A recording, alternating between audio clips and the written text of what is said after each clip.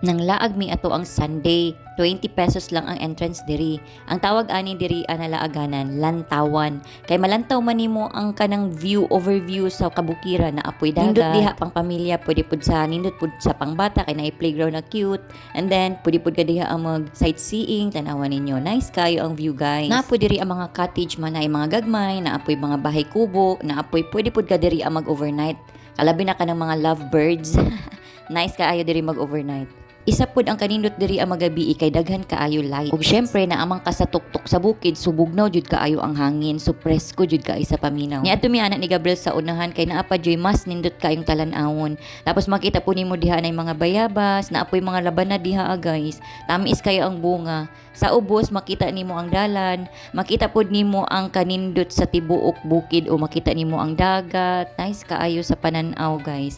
Maunang lantawan ang iyang tawag diha. To ara nagpangit-pangit na ko ana og bayabas guys, mo na akong kinuha na ara po diha sa tungod. Tamis kaayo siya kana ganing Bisaya kaayo siya na pag-ana nimo.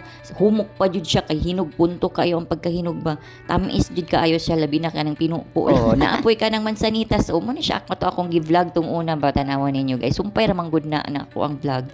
Kay kani diri nindot kaayo kay wala kay kalaban ba, walay manguha ako ra.